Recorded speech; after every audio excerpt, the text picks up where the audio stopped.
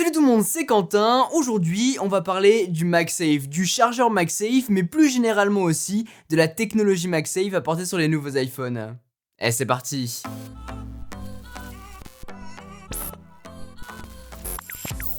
On vient tout juste de déballer ces nouveaux iPhones sur la chaîne, l'iPhone 12 et l'iPhone 12 Pro, je les trouve tout juste incroyables et on en parlera dans une prochaine vidéo. Mais dans celle-ci, on va se centrer sur le chargeur MagSafe qu'Apple a aussi annoncé très récemment et qui vient de sortir. Ce chargeur MagSafe, c'est tout simplement un gros galet.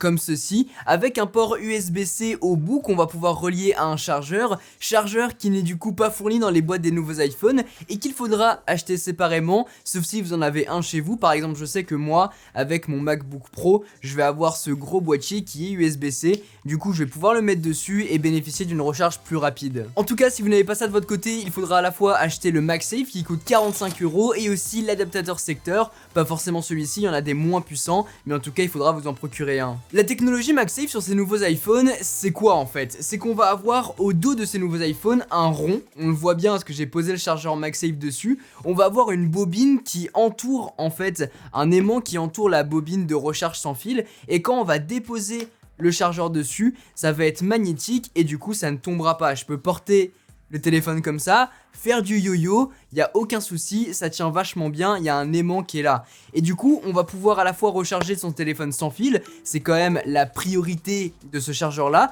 un petit peu comme si vous rechargiez votre Apple Watch dessus, même si on pourra pas recharger son Apple Watch dessus. Mais là, l'idée, c'est qu'une fois votre chargeur posé, vous déposez votre iPhone dessus et ça le recharge. C'est pas plus compliqué que ça, et l'idée derrière ce MagSafe, c'est à la fois d'avoir un chargeur, un galet qu'on va pouvoir mettre derrière, mais c'est aussi d'avoir une flopée d'accessoires qui vont fonctionner avec. Des constructeurs tiers sortiront bien évidemment des accessoires là-dessus, mais Apple le fait aussi. On va avoir des porte-cartes de différents coloris qu'on pourra accrocher derrière, ils sont pas encore disponibles, du coup on en parlera dans une prochaine vidéo, mais on va avoir ces coques en silicone.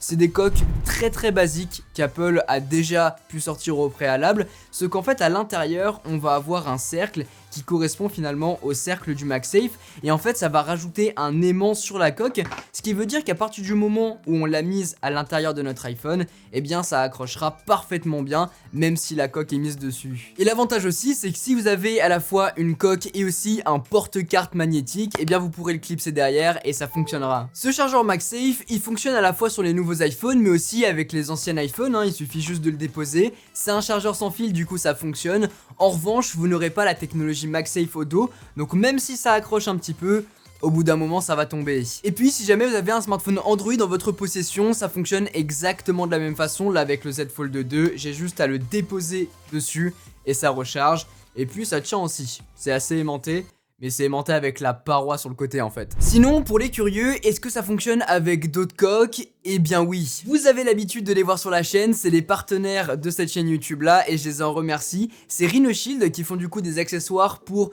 tous les smartphones à la fois Android mais aussi iOS. Ils viennent tout juste de sortir une flopée de nouvelles protections pour les nouveaux iPhone 12, 12 mini, 12 Pro et 12 Pro Max. Donc si jamais vous voulez vous les procurer, n'hésitez pas, tous les liens sont directement dans la description. Et ces protections fonctionneront parfaitement bien avec le nouveau chargeur MagSafe. On a juste à enfiler une coque et puis même avec une Solid Suit qui est une coque très épaisse qui permet de bien protéger votre smartphone. Après, comme je vous l'ai dit tout à l'heure, sur les coques MagSafe, eh bien on va avoir un aimant au dos de la coque, ce qui n'est pas le cas des protections de chez Rhinoshield. Du coup ça sera la puissance finalement de l'aimant de l'iPhone qui fera tenir le galet, mais ça tiendra pas hyper bien. Et c'est là où je peux vous proposer une autre protection qui sera en plus beaucoup plus personnalisable. C'est celle-ci, les Mode NX, où en fait c'est juste un bumper qu'on va pouvoir mettre autour de notre smartphone. Je trouve que ça rend juste super bien. Et en plus, vu que le dos est pas couvert, on peut mettre une coque transparente au dos, on l'a rajouté si jamais on a envie pour avoir différents designs. On pourra même changer les boutons. Mais si jamais vous voulez juste avoir un bumper sans protection derrière, et bien là, on pourra le déposer et ça sera directement sur l'iPhone, donc on pourra le recharger. Que vous vouliez du coup avoir une protection made in Apple qui coûte quand même assez cher, on est sur une 50aine d'euros pour ce genre de protection en silicone qui en plus va très vite se salir et très vite s'émietter, ou alors une protection de chez Rhinoshield que je trouve quand même plus esthétique et surtout qui est personnalisable. Vous aurez votre choix, faites votre choix, dans tous les cas je vous mettrai tous les liens dans la description, mais en tout cas même avec les deux produits vous pourrez recharger votre smartphone et surtout avoir cet aspect MagSafe qui est hyper efficace, et en plus avec les bumpers on pourra aussi mettre le porte-carte.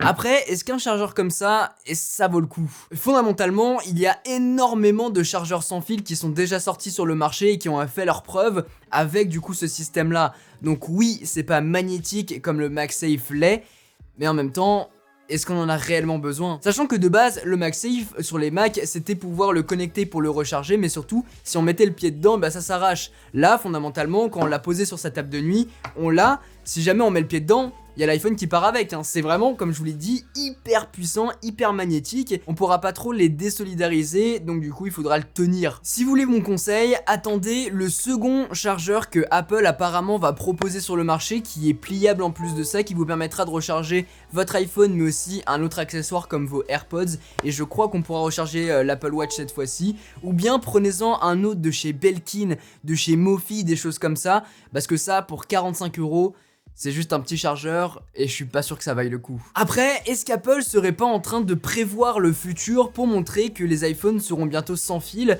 Donc du coup on n'aura plus de chargeur Lightning au dos ou de chargeur USB-C et on pourra uniquement le recharger via un chargeur comme celui-ci. Je sais pas, peut-être, peut-être pas, c'est l'avenir qui nous le dira. Quoi qu'il en soit, pour l'instant on a ça, ça fait quand même un beau câble mais ça reste discret. En soi ça peut rester discret, même si j'ai bien envie par exemple de faire une découpe dans une table de nuit ou dans un bureau pour le mettre. Je pense que ça peut rendre très stylé, surtout que maintenant ça sera magnétique.